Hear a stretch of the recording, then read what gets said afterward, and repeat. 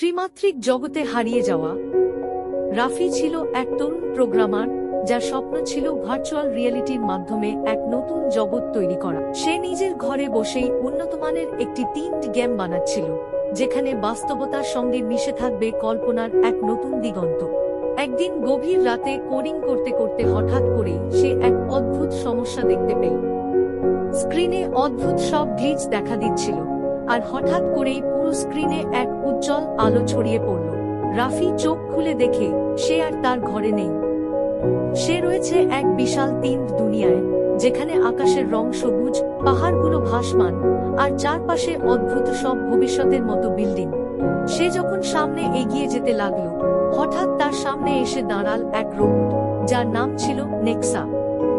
নেক্সা বলল, স্বাগতম রাফি, তুমি এখন তোমার নিজের তৈরি করা 3D দুনিয়ায় আটকে গেছো। বের হতে হলে তোমাকে একটা মিশন শেষ করতে হবে। রাফি অবাক হয়ে জানতে চাই, আমি কিভাবে এখানে এলাম, আর কি করতে হবে আমাকে? নেক্সা ব্যাখ্যা করল, এই দুনিয়া বাস্তব ও ডিজিটালের সংযোগস্থল।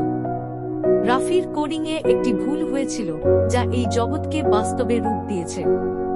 সে যদি ভুল কোড ঠিক করতে না পারে, তবে সে চিরদিন এই 3D দুনিয়ায় আটকে থাকবে। এখন রাফির সামনে দুটি পথ: এক, হারিয়ে যাওয়া কোড খুঁজে বের করে নিজেকে মুক্ত করা; দুই, এই দুনিয়াকে নিজের নতুন বাস্তবতা হিসেবে গ্রহণ করা। রাফি কি পারবে সঠিক সিদ্ধান্ত নিতে, নাকি সে চিরতরে এই 3টা জগতে হারিয়ে যাবে?